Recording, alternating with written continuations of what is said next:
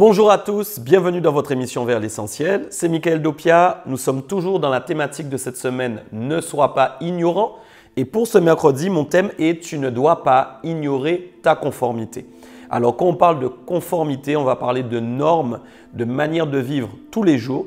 Et forcément, le royaume des cieux a une conformité spéciale que nous ne devons pas ignorer. Et cette conformité, elle nous a éloignés de notre ancienne vie. Et forcément, nous devons avoir de la connaissance sur ces principes, ces modèles qui vont nous transformer, nous achever et nous permettre justement d'être agréables au Seigneur en vivant dans une pleine conformité des normes du royaume des cieux. Et c'est pourquoi dans 1 Pierre 1 au verset 14, il y a une chose qui est dite. Il est dit « comme des enfants obéissants ».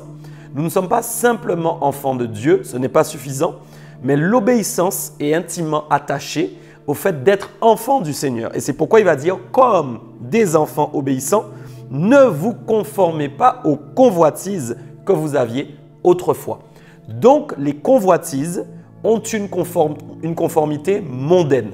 Et la convoitise, c'est quand on veut quelque chose, qu'on est attiré, qu'on est amorcé vers quelque chose qui ne plaît pas à Dieu, qui n'est pas à sa gloire et qui évidemment va nous pousser à pécher par la suite et va nous positionner justement dans une mauvaise situation. Et il est dit qu'autrefois, c'est-à-dire dans le passé, nous étions attirés, nous étions amorcés par ces convoitises qui nous menaient vers la mort. Et aujourd'hui, en tant qu'enfants de Dieu, si nous avons donné toute la place à l'obéissance, c'est-à-dire que nous voulons plaire au Seigneur chaque jour, automatiquement, nous ne pouvons plus être attirés par ces mêmes convoitises. Et le texte dit bien plus loin que nous étions dans l'ignorance. C'est donc l'ignorance qui nous empêchait de faire la volonté de Dieu. Donc automatiquement, le contraire de l'ignorance étant la connaissance, nous devons pleinement prendre conscience que si nous avons de la connaissance, et la Bible dit que faute de connaissance, mon peuple périt, c'est-à-dire mon peuple ne peut pas accéder à la vérité, ne peut pas accéder à la victoire. La connaissance seule peut lui permettre d'avoir la victoire sur toutes les formes de convoitise mondaine qui existent aujourd'hui. Et donc forcément, la connaissance qui est le contraire de l'ignorance va nous pousser à une nouvelle conformité. Et cette nouvelle conformité est en fait le label du royaume des cieux, le label qu'on doit avoir apposé sur nous et qui confirme notre appartenance au Seigneur. Et donc justement, je cherchais en grec se conformer veut dire, c'est-à-dire son esprit et son caractère, être façonné. Donc quand on parle de conformité, on va parler de la conformité de l'esprit et la conformité du caractère. Quand on parle de l'esprit, on parle de la conformité des pensées. Et quand on parle du caractère, on parle de la conformité des actions. C'est-à-dire que je deviens conforme, que ce soit en pensée et en action.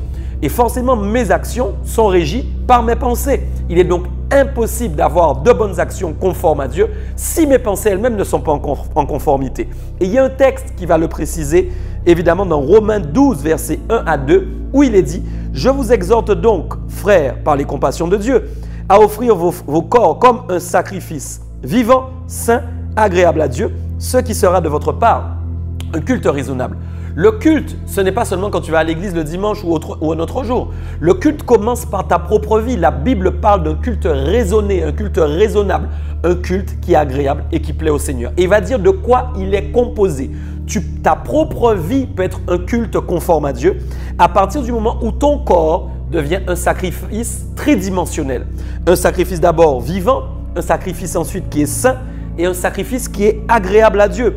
Donc la vie fait partie de ton corps, la sainteté est en toi et enfin tu es agréable dans ton comportement chaque jour, ce qui te permet de produire un culte raisonnable. Plus loin, il va dire comment l'obtenir? Eh bien, dans la mise en conformité. Et comme j'ai dit au préalable, la pensée doit être conforme pour que l'action soit conforme. Comment faire pour que la pensée soit conforme? Eh bien, il faut se fier au verset 2 du même texte.